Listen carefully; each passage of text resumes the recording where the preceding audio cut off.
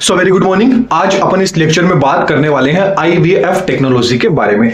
Lecture काफी useful रहने वाला है, काफी इंटरेस्टिंग रहने वाला है, तो आपको लेक्चर अच्छे से डिटेल के अंदर देखना है। एंड इसके जो कंप्लीट नोट्स है, यहाँ आप सिर्फ समझ लीजिए, इसके कंप्लीट नोट्स है वो आपको टेलीग्राम पे मिल जाएंगे, वहां से आप उनको इजीली डाउनलोड कर लीजिएगा, या आप सिर्फ समझ लीजिए।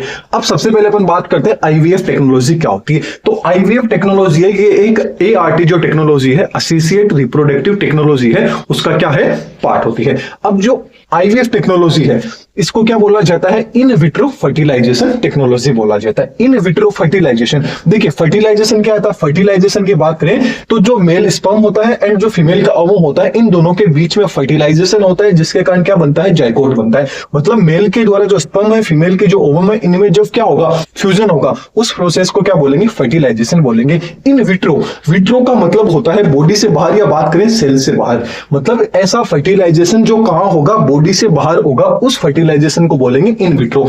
वहीं यहां नाम आ जाता है इन विवो।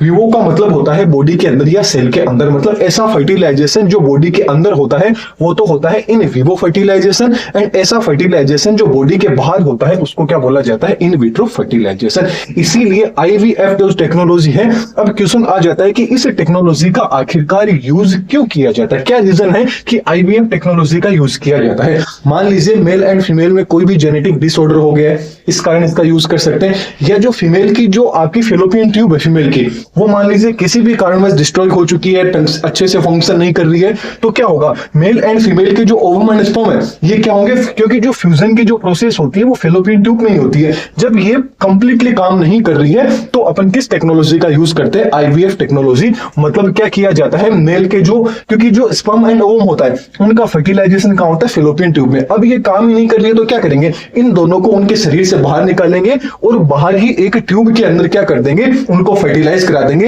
एंड जैसे ही जो जाइगोट बनेगा, वो जाइगोट डायरेक्ट कहां ट्रांसफर करा देंगे, यूट्रस में ट्रांसफर करा देंगे। ये जो पूरी की पूरी प्रोसेस होती है, ये कहां होती है, लेब के अंदर होती है। तो याद रखना ये पूरी की पूरी प्रोसेस कहां होती है, लेबोरेटरी के अंदर की जाती है।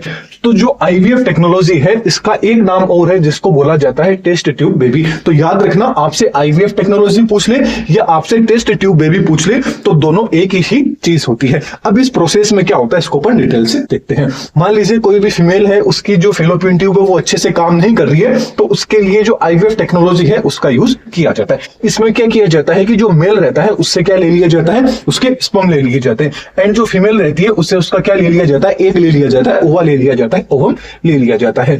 अब जो स्पर्म उसको तो टेस्ट एक ट्यूब के अंदर रख देंगे, एंड जो ओवम था उसको पेटरी डिस्क में रख देंगे। अब क्या होगा, इनको क्या करेंगे, आपस में फ्यूज करवाएंगे। इनको आपस में क्या करेंगे, एक ट्यूब के अंदर क्या डाल देंगे, ओवम को डाल देंगे, एंड एक के अंदर क्या डाल देंगे, स्पर्म्स को डाल देंगे। जिससे क्या होगा, ये दोनों के अंदर क्या होगा, फर्टिलाइजेशन। मतलब जो स्पर्म था एंड जो ओवम थे, इनको क्या किया जाएगा, फर्टिलाइज किया जाएगा। जैसे ही ये फर्टिलाइज होंगे, तो फर्टिलाइज होते ही किसका फॉर्मेशन हो जाएगा, जाइगोट का निर्माण हो जाएगा।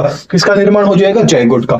अब ये जो जाइगोट बनेगा, इस जाइगोट को क्या कर दिया जाएगा, जो फीमेल की जो यूट्रस है, वेजाइना के थ्रू उसको कहां ट्रांसफर कर दिया जाएगा, जो यूट्रस है उस यूट्रस के अंदर क्या कर दिया जाएगा, इसको ट्रांसफर कर दिया जाएगा। क्यों किया जाता है, ये इसलिए किया जाता है, रीजन पूछ लिया जाए तो जो फीमेल थी इसकी फेलोपियन ट्यूब है वो अच्छे से काम नहीं करती है। क्योंकि जब भी क्या होता है, जब भी स्पर्म होते हैं एंड ओवम होता है, उनका जो फर्टिलाइजेशन है वो कहां होता है, फेलोपियन ट्यूब में होता है। अब जब फेलोपियन ट्यूब काम ही नहीं कर रही है, क्योंकि फेलोपियन ट्यूब से जैसे ही फर्टिलाइज होता है, फिर जो जाइगोट होता है वो कहां था, यूट्रस में। तो जब फर्टिलाइजेशन हो ही नहीं रहा, तो अपने फर्टिलाइजेशन क्या करा दिया, एक ट्यूब के अंदर करा दिया। किसमें करा दिया, एक ट्यूब के अंदर करा दिया। फिर उसको क्या कर दिया, जैसे ही वो जाइगोट का फॉर्मेशन हुआ, वैसे ही उसको किसमें ट्रांसफर कर दिया, यूट्रस में ट्रांसफर कर दिया। इसीलिए इसको क्या बोला जाता है, टेस्ट ट्यूब बेबी बोला जाता है। क्योंकि एक टेस्ट ट्यूब के अंदर ये पूरी की पूरी जो प्रोसेस होती है वो लेब के अंदर की जाती है, इसलिए इसको क्या बोला जाता है, टेस्ट ट्यूब बेबी बोला जाता है। इसके नोट्स है वो कंप्लीट आपको टेलीग्राम पे मिल जाएंगे। साइड में आप जो थोड़ी देख रहे हैं, इस प्रोसेस में क्या किया जाता है